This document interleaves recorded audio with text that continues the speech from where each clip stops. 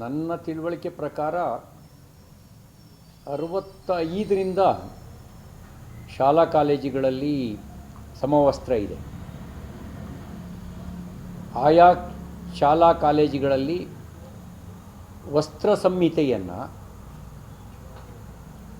69ರಿಂದ ಕಡ್ಡಾಯಗೊಳಿಸಲಾಗಿದೆ. ಯಾಕೆ ಇದನ್ನು ತಂದ್ವಿ ಅನ್ನೋದನ್ನು ಅವತ್ತು ಭಾಳ ಸ್ಪಷ್ಟವಾಗಿ ಉಲ್ಲೇಖ ಮಾಡಿದ್ದಾರೆ. ಮಕ್ಕಳಲ್ಲಿ ಯಾವುದೇ ರೀತಿಯ ಭೇದ ಭಾವವನ್ನು ತರಬಾರ್ದು ಅನ್ನೋ ಕಾರಣಕ್ಕೋಸ್ಕರ ಯೂನಿಫಾರ್ಮನ್ನು ಅಳವಡಿಸುವಂಥ ಕೆಲಸವನ್ನು ಮಾಡಿದರು. ಈಗ ಸರ್ಕಾರ ಮತೀಯ ಚಿಹ್ನೆಗಳನ್ನು ಬಳಸೋದಕ್ಕೆ ಅವಕಾಶ ಕೊಟ್ಟಿದೆ. ಹಾಗಾದರೆ ಯೂನಿಫಾರ್ಮಿನ ಭಾಗನ ಮತೀಯ ಚಿಹ್ನೆ ಸ್ಪಷ್ಟಪಡಿಸಬೇಕು. ಮತೀಯ ಚಿಹ್ನೆ ಬೇರೆ, ಸಂಸ್ಕೃತಿಯ ಚಿಹ್ನೆ ಬೇರೆ. ಹಿಜಾಬು ಮತೀಯ ಚಿಹ್ನೆನ ಸಂಸ್ಕೃತಿಯ ಚಿಹ್ನೆನ ಸ್ಪಷ್ಟಪಡಿಸಲಿ. ಹಿಜಾಬ್ ಇರಬಾರ್ದು ಅಂತ ನಾವು ಹೇಳಲ್ಲ. ಶಾಲೆಗಳಲ್ಲಿ ಇರಬೇಕಾ? ಶಾಲೆಗಳಲ್ಲಿ ಯೂನಿಫಾರ್ಮ್ ಮಾತ್ರ ಇರಬೇಕೋ ಹಿಜಾಬು ಇರಬೇಕಾ? ಹಿಜಾಬ್ ಪಾರ್ಟ್ ಆಫ್ ಯೂನಿಫಾರ್ಮ್ ಆದರೆ ಯಾರೂ ಪ್ರಶ್ನಿಸೋಕೆ ಅವಕಾಶ ಇಲ್ಲ. ಹಿಜಾಬ್ ಪಾರ್ಟ್ ಆಫ್ ಯೂನಿಫಾರ್ಮ್ ಅಲ್ಲದೇ ಇದ್ದರೆ ಅದನ್ನು ಬಳಸೋದು, ಅದನ್ನು ಹೇಗೆ ಸರ್ಕಾರ ಸಮರ್ಥನೆ ಮಾಡುತ್ತೆ? ಶಾಲಾ ಕಾಲೇಜುಗಳಲ್ಲಿ ಟೈ ಪಾರ್ಟ್ ಆಫ್ ಯೂನಿಫಾರ್ಮ್ ಇದೆ. ಇಂಥದೇ ಕಲರ್ನ ಬಟ್ಟೆ ಇರಬೇಕು ಅಂತ ಯೂನಿಫಾರ್ಮ್ನಲ್ಲಿ ನಿಗದಿ ಮಾಡಿರ್ತಾರೆ.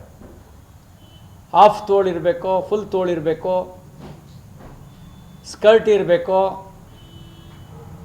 ಸಿಲ್ವರ್ ಕಮೀಸ್ ಇರಬೇಕೋ,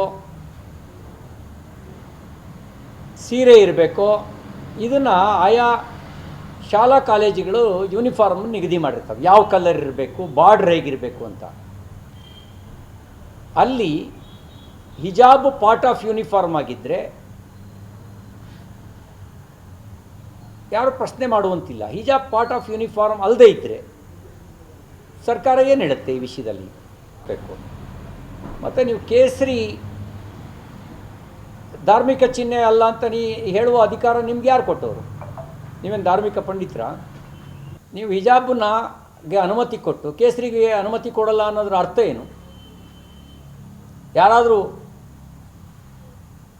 ಕೇಸರಿ ಕಲರ್ನ ಹಿಜಾಬ್ ಹಾಕ್ಕೊಂಬಂದ್ರೆ ಅವ್ನು ಹೊರಕಳಿಸ್ತೀರಾ? ಕೇಸರಿಗೆ ಯಾಕೆ ವಿರೋಧ ನಿಮ್ಮದು?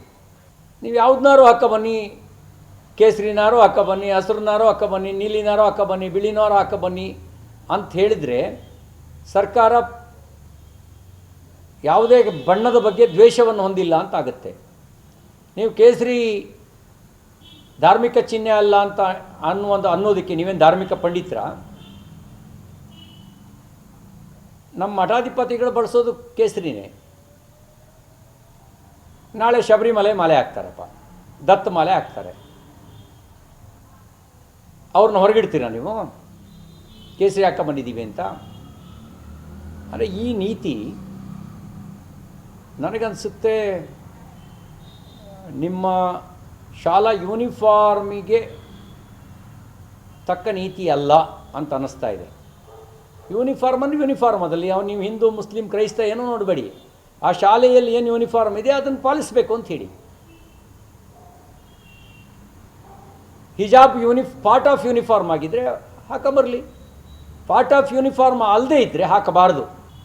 ಇಲ್ಲಾಂದರೆ ಯೂನಿಫಾರ್ಮ್ ಕಡ್ಡಾಯ ಅಲ್ಲ, ಯಾರು ಏನು ಬೇಕಾದ್ರೂ ಹಾಕೊಂಬರ್ಬೋದು ಅಂತ ಹೇಳಿ. ಈ ಮೂಲಕ ಯಾವ ಸದುದ್ದೇಶದಿಂದ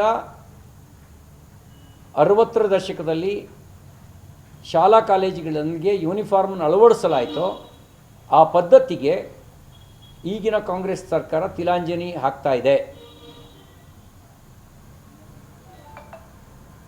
ಒಂದು ರೀತಿಯ ಮತೀಯ ವಾದಿಗಳ ಒತ್ತಡಕ್ಕೆ ಮಣಿದಿದೆ. ನಾಳೆ ಯಾರಾದ್ರು ತಾಲಿಬಾನ್ಗಳು ಬುರ್ಕಾನೇ ಯೂನಿಫಾರ್ಮ್ ಅಂತ ಮಾಡಿದ್ರೆ ಏನು ಮಾಡ್ತೀರಿ? ಬುರ್ಕಾ ಹಾಕೊಂಡೆ ಹೊರಗೆ ಬರಬಾರ್ದು ಅಂತ ಕೆಲವು ಇಸ್ಲಾಮಿಕ್ ಪತ್ವ ಹೊರಡಿಸಿದ್ದಾರೆ. ಇರಾನ್ನಲ್ಲಿ ಆ ಪತ್ವ, ಅದನ್ನು ವಿರೋಧಿಸಿ ನಡೆದ ಚಳವಳಿ. ಅಫ್ಘಾನಿಸ್ತಾನದಲ್ಲಿ ಅದನ್ನು ವಿರೋಧಿಸಿದವ್ರನ್ನ ಚಿತ್ರಹಿಂಸೆ ಕೊಟ್ಟಿದ್ದು, ಕೊಂದಿದ್ದನ್ನು ನಾವು ನೋಡಿದ್ದೇವೆ. ಇಂತಹ ತಾಲಿಬಾನಿಗಳ ಒತ್ತಡಕ್ಕೆ ಕಾಂಗ್ರೆಸ್ ಮಣಿದಂತೆ ಕಾಣ್ತಾ ಇದೆ. ಇದನ್ನು ಒಪ್ಕೊಳ್ಳೋಕ್ಕೆ ಸಾಧ್ಯ ಇಲ್ಲ. ನೀವು ವಿದ್ಯಾರ್ಥಿಗಳ ಮನಸ್ಸಿನಲ್ಲಿ ಸಮಾನತೆಯನ್ನು ತರೋದ್ರ ಬದಲಿಗೆ ಮತೀಯ ಕಾರಣದ ವಿಭಜನೆಯನ್ನು ಮಾಡ್ತಾಯಿದ್ದೀರಿ. ಈ ಮತೀಯ ವಿಭಜನೆ ಅಪಾಯಕಾರಿ. ರಾಷ್ಟ್ರ ವಿಭಜನೆ ಮಾಡಿದ್ದು ಸಾಕಾಗದೆ ಶಾಲೆಗಳಲ್ಲೂ ಕೂಡ ಮತೀಯ ವಿಭಜನೆಯನ್ನು ಮಾಡಲಿಕ್ಕೆ ಹೊರಟಿದ್ದೀರಿ. ಇದು ಸರಿಯಲ್ಲ. ಶಾಲಾ ಕಾಲೇಜುಗಳಲ್ಲಿ ಏನು ಯೂನಿಫಾರ್ಮ್ ಇದೆಯೋ ಅದನ್ನು ಎಲ್ಲರೂ ಕಡ್ಡಾಯವಾಗಿ ಪಾಲಿಸಬೇಕು. ಅಲ್ಲಿ ಹಿಜಾಬಿಗೆ ಅವಕಾಶ ಇದ್ದರೆ ಹಿಜಾಬಿಗೆ, ಕೇಸರಿಗೆ ಅವಕಾಶ ಇದ್ದರೆ ಕೇಸರಿಗೆ, ಎರಡಕ್ಕೂ ಅವಕಾಶ ಇಲ್ಲ ಅಂದರೆ ಎರಡಕ್ಕೂ ಅವಕಾಶ ಕೊಡಬಾರ್ದು. ಅಲ್ಲಿ ಸಮಾನತೆಯನ್ನು ಪ್ರತಿಪಾದಿಸಬೇಕು. ಸಮಾನತೆಯನ್ನು ಪ್ರತಿಪಾದಿಸ್ತಾ ಇದ್ದರೆ ಇದು ನಿಮ್ಮ ನೀತಿ ಮತೀಯವಾದಿಗಳ ಒತ್ತಡಕ್ಕೆ ಮಣಿದ ನೀತಿಯಾಗುತ್ತೆ. ಇದನ್ನು ಒಪ್ಕೊಳ್ಳೋಕ್ಕೆ ಸಾಧ್ಯ ಇಲ್ಲ.